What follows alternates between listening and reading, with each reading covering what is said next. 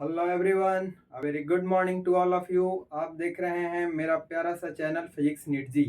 तो प्यारे बच्चों, इस चैनल से जुड़कर आप अपने JEE main NEET class 11th और 12th के प्रिपरेशन को बेहतर कर सकते हैं।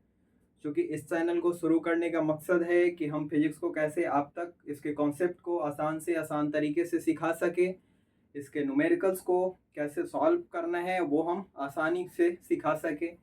क्योंकि जब भी हम जेई मेन और नीट एस्पायरेंट से बात करते हैं तो बच्चे बताते हैं कि साइंस में सबसे टफ हमें फिजिक्स लगता है, फिजिक्स का न्यूमेरिकल्स हमसे सॉल्व नहीं होता है, फिजिक्स के कॉन्सेप्ट समझ में नहीं आता है। तो इसी दृष्टिकोण से हम इस चैनल को शुरू किए हैं, जहाँ पे हम आसान तरीके से फिजिक्स को सिखाने का कोशिश करते हैं। ठीक है, और न्यूमेरिकल्स कैसे बनता है ये भी हम यहाँ पे सिखाते हैं।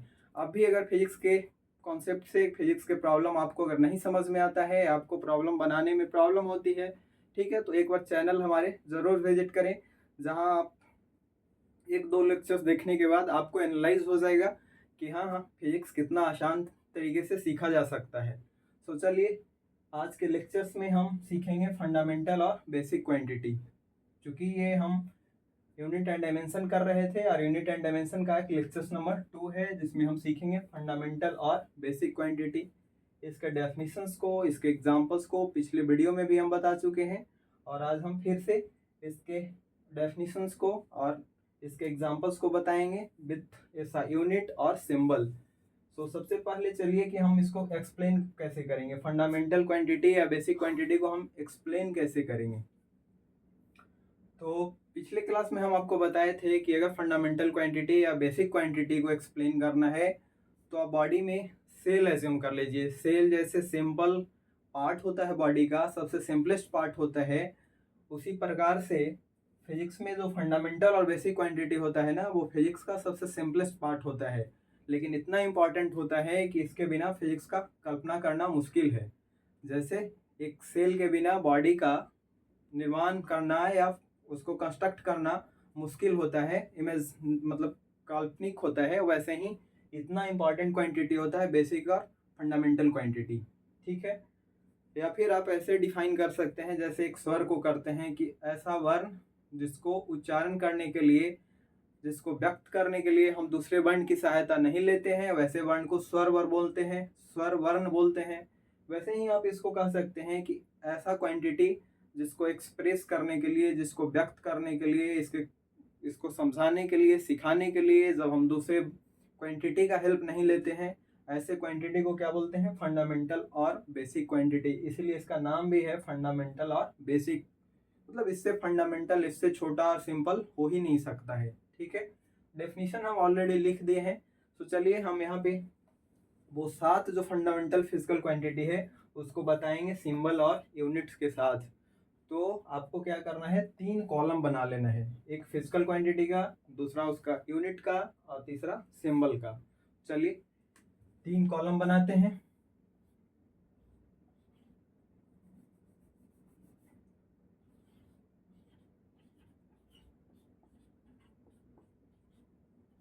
क्वांटिटी, इसका यूनिट,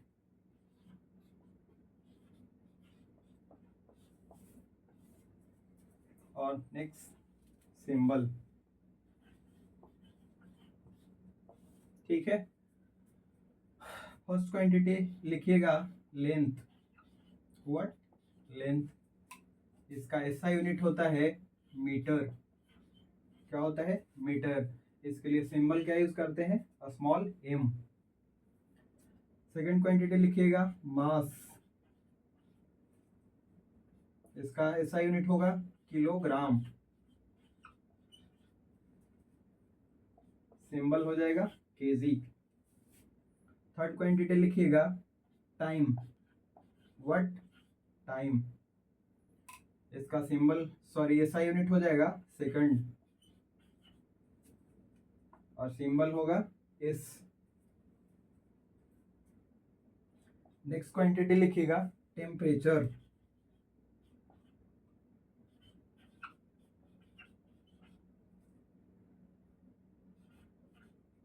और इसका सिंबल ऐसा यूनिट होगा केल्विन। सिंबल हो जाएगा के। नेक्स्ट क्वांटिटी लिखिएगा इलेक्ट्रिक करंट।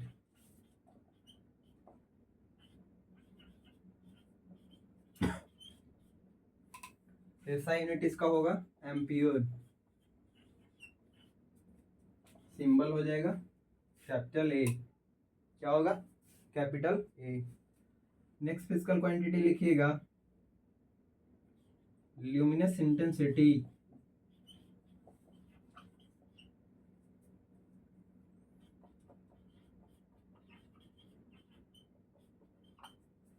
इसका ऐसा यूनिट होगा कैंडेला और सिंबल CD। नेक्स्ट लिखिएगा अमाउंट ऑफ सब्सटेंस।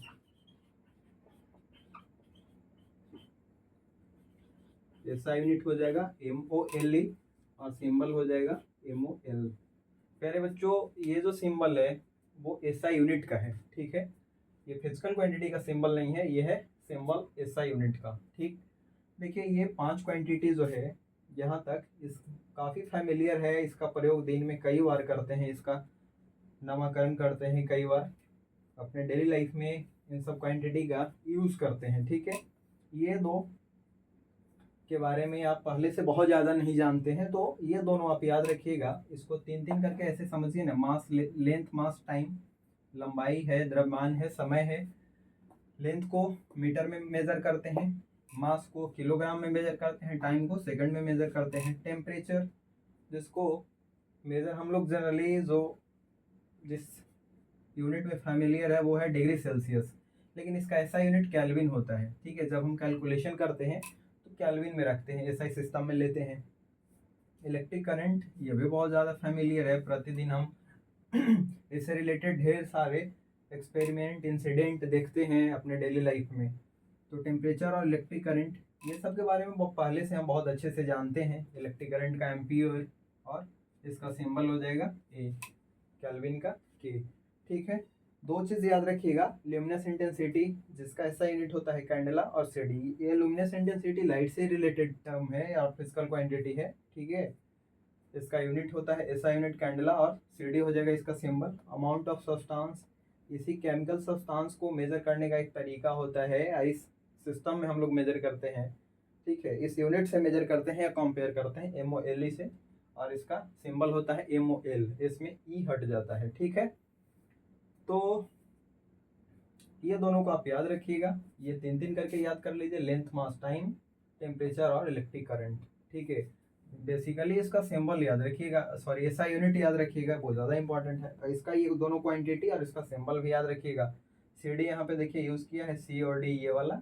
MOLE में E हटा दिया है, तो MOL इसका सिंबल बन गया है, ठीक है। ये केमिस्ट्री में ये टर्म ज़्यादा यूज होता है, लेकिन फिजिक्स में भी यूज होता है, इसीलिए इसको तो फिजिकल क्वांटिटी बोला गया है। ये संख्या में सिर्फ 7 ही है, फंडामेंटल और बेसिक। जैसे एटम के बारे में पढ़े थे ना कि इलेक्ट्रॉन, प्रोटॉन, न्यूट्रॉन उसका फंडामेंटल पार्टिकल होता है, वैसे ही ये फिजिक्स का फंडामेंटल पार्ट है, पार्टिकल है।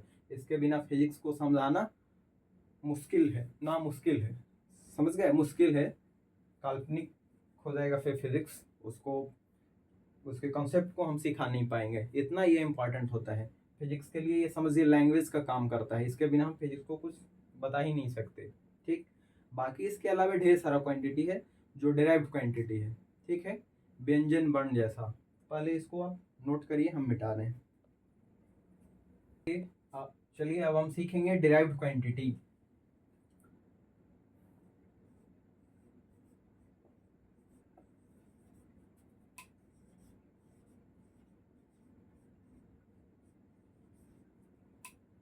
क्या सीखेंगे? डिराइव्ड क्वांटिटी सीखेंगे। तो हेडिंग लगा लीजिए derived quantity.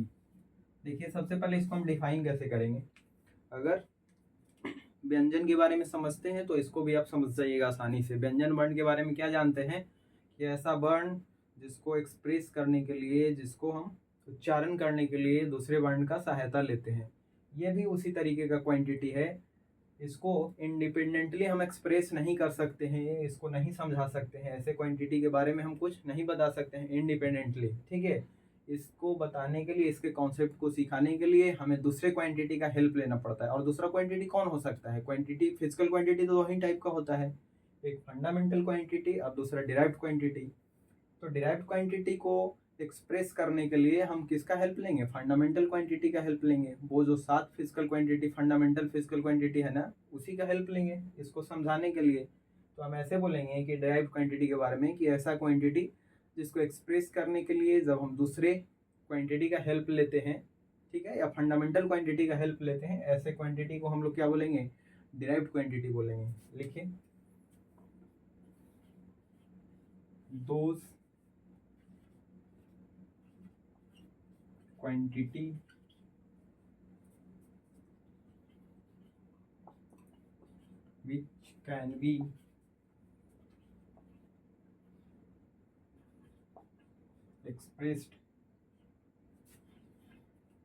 which can be expressed with the help of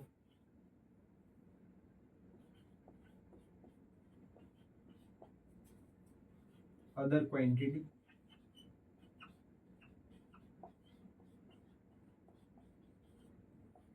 is called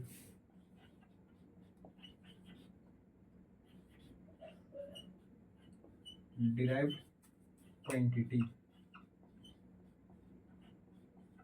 is called derived quantity।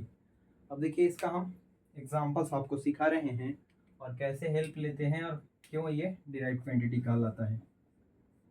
तो सबसे पहला हम लिख रहे हैं वेलोसिटी। फर्स्ट डिराइव्ड क्वांटिटी के बारे में हम लिख रहे हैं वेलोसिटी। वेलोसिटी के बारे में क्या जानते हैं आप पहले से? तो आप जानते हैं कि ये डिस्प्लेसमेंट अपॉन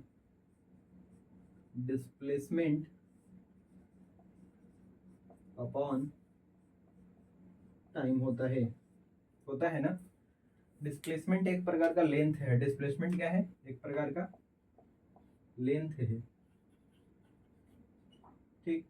और लेंथ के बारे में क्या जानते हैं?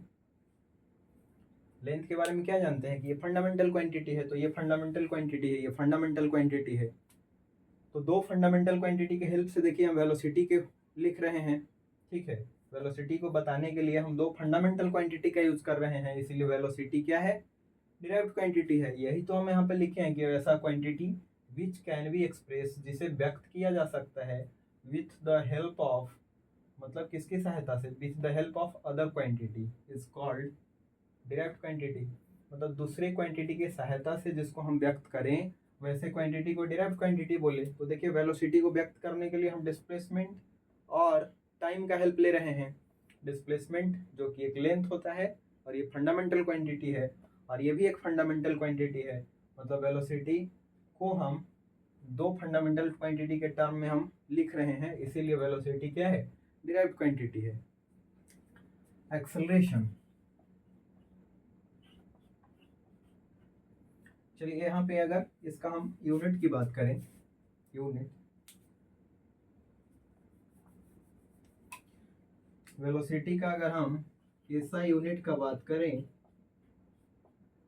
तो वेलोसिटी का ऐसा यूनिट क्या होगा? तो डिस्प्लेसमेंट का जो ऐसा यूनिट होगा और टाइम का जो ऐसा यूनिट है, वो दोनों को लिख दीजिए, डिवाइड कर दीजिए, तो हमें क्या मिल जाएगा? वेलोसिटी का ऐसा यूनिट मिल जाएगा।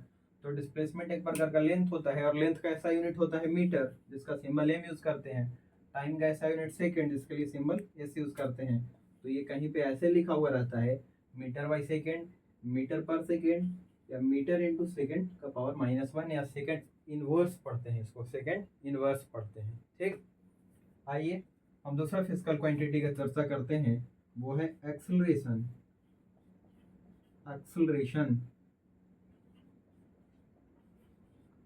और एक्सेलरेशन को हम लिखते हैं change in velocity. Change in velocity मतलब final velocity minus initial velocity upon time, या चेंज होने में लगा समय भी लिख सकते हैं, मतलब t2 माइनस t1, ठीक है।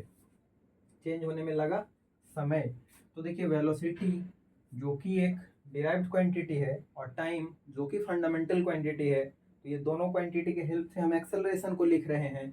इसीलिए एक्सेलरेशन डिराइव्ड क्वांटिटी हो गया, व्युत्पन्न राशि, उत्पन्न कर रहे हैं इसको, ठीक है, फंडामेंटल के हेल्प से या दूसरा डिराइव्ड क्वांटिटी के हेल्प से। देखिए जरूरी नहीं है कि एक डिराइव्ड क्वांटिटी को सिर्फ फंडामेंटल क्वांटिटी के टर्म में ही लिखा जाए। फंडामेंटल क्वांटिटी और डिराइव्ड क्वांटिटी दोनों का कभी कभी हेल्प लेना पड़ता है, समझ गए। असल में अगर आप जा करके देखें, इन्वेस्टिगेट करें, ध्यान से आप देखें, तो ये वेलोसिटी जो कि डिराइव्ड क्वांटिटी है, ये भी फंडामेंटल क्वांटिटी से बना है। यहाँ पे भले दिख रहा है कि ये फंडामेंटल क्वांटिटी है और ये डिराइव्ड क्वांटिटी है, लेकिन ये डिराइव्ड क्वांटिटी भी किससे बना है? फंडामेंटल क्वांटिटी से बना है, ठीक है। तो ये ज़रूरी नहीं है कि सभी डिराइव्ड क्वांटिटी को सिर्फ फंडामेंटल क्वांटिटी की हेल्प से लिखते हैं। मतलब कभी कभी डिराइव्ड क्वांटिटी का भी हेल्प लेना पड़ता है, एक डिराइव्ड क्वांटिटी को दूसरे डिराइव्ड क्वांटिटी के हेल्प से लिखते हैं। और यहाँ पे टाइम जो कि फंडामेंटल क्वांटिटी है, तो दोनों के हेल्प से लिख रहे हैं, इसीलिए एक्सेलरेशन डिराइव्ड क्वांटिटी है। आइए अगर इसका यूनिट की बात करें, इसका एसआई यूनिट, अगर हम इसका एसआई यूनिट लिखना चाहें तो क्या लिखेंगे? तो वेलोसिटी का एसआई यूनिट अपॉन टाइम का एसआई यूनिट। तो वेलोसिटी का एसआई यूनिट तो अभी आप देखिए कि मीटर पर सेकंड होता है। क्या होता है? Metre upon second divided by velocity का metre upon second divided by time का सेकंड। तो ये देखिए सेकंड इससे इनटू हो जाएगा, तो ये बन जाएगा मीटर पर सेकंड स्क्वायर। तो वेलोसिटी का यूनिट क्या हो गया? एसआई यूनिट मीटर पर सेकंड स्क्वायर। सॉरी, एक्सेलरेशन का एसआई यूनिट क्या हो गया? मीटर पर सेकंड स्क्वायर, और वेलोसिटी का मीटर पर सेकंड, ठीक है। तो इसको इरेज कर रहे हैं, आप नोट कर लीजिए पहले। अब हम नेक्स्ट फिजिकल क्वांटिटी के बारे में सीखते हैं और उसका यूनिट एसआई यूनिट निकालेंगे। क्योंकि एसआई यूनिट निकालने का ढेर सारे डिराइव्ड क्वांटिटी का मकसद ये है कि जब मैंने प्रीवियस ईयर का क्वेश्चन देखा तो उसमें लगभग 8 से 10 क्वेश्चन ऐसे हैं जिसमें सिर्फ एसआई यूनिट पूछा गया है। इसीलिए मैंने सोचा कि क्यों ना कुछ इम्पॉर्टेंट जो एसआई यूनिट है, या फिर इम्पॉर्टेंट जो डिराइव्ड क्वांटिटी है, या फिर जो प्रीवियस ईयर्स के क्वेश्चंस में जो क्वांटिटी पूछे गए हैं उसका कम से कम एसआई यूनिट आपको निकाल करके बता दें। क्योंकि क्वांटिटी बताते समय हमें फार्मूला भी बताना पड़ेगा, उस फार्मूला को आप अगर याद करेंगे तो आगे डायमेंशन में काम आएगा, ठीक है। तो इसलिए हम एसआई यूनिट आपको कुछ डिराइव्ड क्वांटिटी का बता दे रहे हैं, या जो पूछा हुआ है उसका बता दे रहे हैं, ठीक है। चलिए अगला फिजिकल क्वांटिटी, डिराइव्ड क्वांटिटी हम ले रहे हैं फोर्स। ये होता है mass into acceleration. Mass into क्या होता है? देखिए ACM का मतलब एक्सेलरेशन। मास जो कि एक फंडामेंटल क्वांटिटी है और ये डिराइव्ड क्वांटिटी है, तो दो क्वांटिटी के हेल्प से हम फोर्स को लिख रहे हैं, इसलिए फोर्स डिराइव्ड क्वांटिटी है। अब अगर हम एसआई यूनिट का बात करें, एसआई यूनिट का हम बात करें किसका? फोर्स का। तो मास का एसआई यूनिट होता है केजी, और अभी आपके सामने एक्सेलरेशन का निकाला तो आया था मीटर पर सेकंड स्क्वायर। तो इसको आप ऐसे लिख सकते हैं KG into metre upon second square, या फिर ऐसे लिख सकते हैं KG into metre into second का पावर -2, ठीक है। केजी मीटर सेकंड का पावर -2। आइए नेक्स्ट फिजिकल क्वांटिटी लेते हैं मोमेंटम। मोमेंटम मोमेंटम चलिए अब साथ साथ में हम फिजिकल क्वांटिटी का सिंबल भी लिखेंगे। मोमेंटम के लिए सिंबल यूज करते हैं P, ठीक है। और ये होता है मास इनटू, क्या होता है? Mass into velocity. What? Velocity. Mass के लिए अगर देखें तो मास के लिए हम सिंबल M यूज करते हैं और वेलोसिटी के लिए V यूज करते हैं। तो momentum P is equal to हो जाएगा मास इनटू वेलोसिटी। अगर इसका ऐसा यूनिट निकालें, ऐसा यूनिट ऑफ P मतलब मोमेंटम का, तो मास का ऐसा यूनिट ये हो जाएगा kg इंटू वेलोसिटी का मीटर पर सेकेंड। तो क्या हो गया? kg मीटर पर सेकेंड, या फिर कहीं पे ऐसे भी दिख सकता है kg मीटर सेकेंड का पावर 1 है, ये ऊपर जाएगा तो पावर -1। तो kg मीटर सेकेंड इनवर्स क्या पढ़ेंगे? kg मीटर सेकेंड इनवर्स, ठीक है। आइए अब लिखते हैं इम्पल्स का। इम्पल्स होता है फोर्स इनटू टाइम। क्या होता है? Force into time. सो इसका अगर हम ऐसा यूनिट लिखें, पहले देखिए इम्पल्स को डिराइव्ड इसलिए बोलेंगे कि दो फिजिकल क्वांटिटी का हेल्प ले रहे हैं हम इसको लिखने के लिए, इसीलिए ये डिराइव्ड क्वांटिटी है। अगर ऐसा यूनिट लिखेंगे किसका? इम्पल्स का, तो फोर्स का होता है न्यूटन, ठीक है, इनटू सेकेंड। तो एक ऐसा यूनिट तो ये हो गया न्यूटन इनटू सेकेंड। लेकिन फोर्स का ये तो न्यूटन है साइंटिस्ट के टर्म में ना, एक न्यूटन इज इक्वल टू होता है 1 kg metre per second square. देखिए यहाँ पे फोर्स का ऐसा यूनिट है, ये क्या है? फोर्स का ऐसा यूनिट है kg metre per second square. तो न्यूटन के बदले हम क्या लिखेंगे? kg metre per second square, second square नीचे और इंटू सेकेंड ऊपर में है, तो एक सेकेंड से एक सेकेंड क्या हो जाएगा? kg मीटर सेकेंड का पावर 1 है, ये नीचे जाएगा तो पावर -1 हो जाएगा 2 में से, तो ये हो जाएगा kg मीटर पर सेकेंड, ठीक है, या kg मीटर सेकेंड का पावर -1।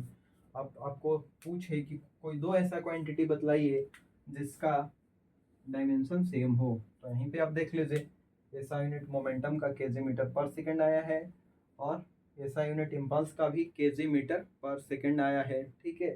तो ऐसे क्वांटिटी का ऐसा यूनिट भी निकालिए और ये सब भी ध्यान रखिए कि किसका किसके इक्वल होता है। कभी कभी हो सकता है ऑब्जेक्टिव में आ जाए कि इनमें से कौन कौन सा फिजिकल क्वांटिटी का डायमेंशन यूनिट सेम है। डायमेंशन तो अभी बताया ही नहीं, ठीक है, नोट करिए, इसको मिटाएंगे। तो चलिए अब नेक्स्ट फिजिकल क्वांटिटी लेते हैं, एरिया। इसको कैसे लिखेंगे? लेंथ इनटू ब्रेथ, ठीक। अब अगर हम ऐसा यूनिट लिखें इसका, तो इसका ऐसा यूनिट और इसका ऐसा यूनिट लिखना पड़ेगा। इसका ऐसा यूनिट क्या होता है? लेंथ को मीटर में मेजर करते हैं, ब्रेथ को भी ऐसे सिस्टम मीटर में मेजर करते हैं, तो इसका एरिया हो जाएगा मीटर का स्क्वायर होगा। नेक्स्ट फिजिकल क्वांटिटी लिखिएगा वॉल्यूम। वॉल्यूम को कैसे लिखेंगे? तो वॉल्यूम को लिखते हैं length into breadth into height, ठीक। इसका अगर ऐसा यूनिट लिखिएगा क्या हो जाएगा? इसके लिए इसका ऐसा unit metre into metre, that is metre का पावर क्यूब, ठीक। एरिया वॉल्यूम का हो गया। हम नेक्स्ट लिखते हैं डेंसिटी का। किसका? डेंसिटी। डेंसिटी के बारे में पहले से फॉर्मूला पढ़ते आ रहे हैं, आपको पता होगा, ये होता है मास अपॉन वॉल्यूम। क्या होता है? मास अपॉन वॉल्यूम होता है। मास का क्या हो जाएगा? केजी, ऐसा यूनिट यहाँ पे नीचे, ऐसा यूनिट किसका? डेंसिटी का, तो मास का केजी, और वॉल्यूम का देखिए अभी आप निकाले हैं मीटर क्यूब, तो हो जाएगा केजी पर मीटर क्यूब, ठीक है ना। चलिए ये तीनों क्वांटिटी का ऐसा यूनिट नोट करिए, मिटा रहे हैं। आइए नेक्स्ट फिजिकल क्वांटिटी लेते हैं प्रेशर।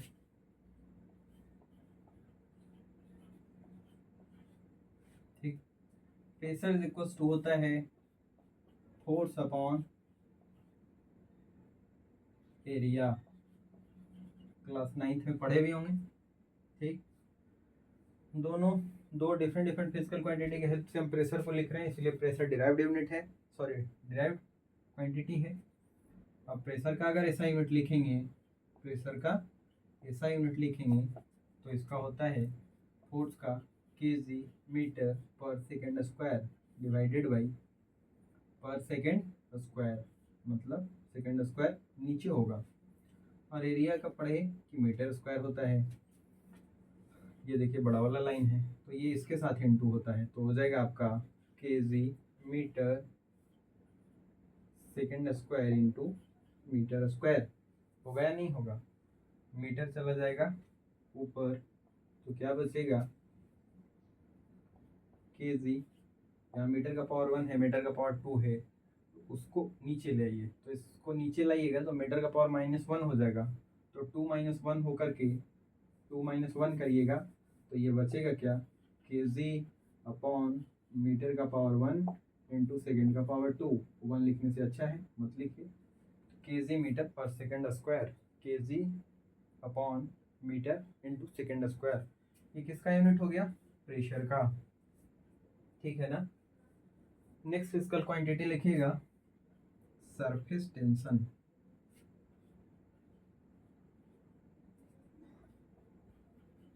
सरफेस टेंशन ये होता है force per unit length, force upon length होता है। क्या होता है? फोर्स अपॉन लेंथ होता है।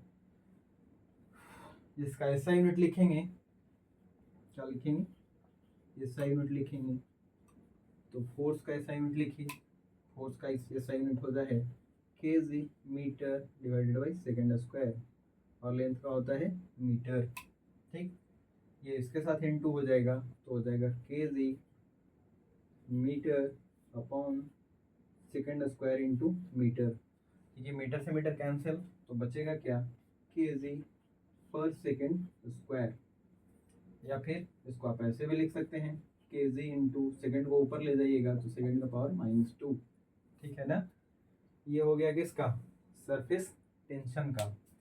एक और लिख लीजिए, लास्ट वन, प्रेशर ग्रेडियंट। इसको मिटा रहे हैं, आप नोट करिए। हैं प्रेशर ग्रेडियंट, प्रेशर ग्रेडियंट ये हो जाएगा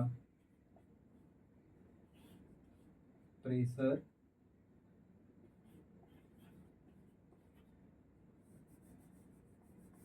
प्रेशर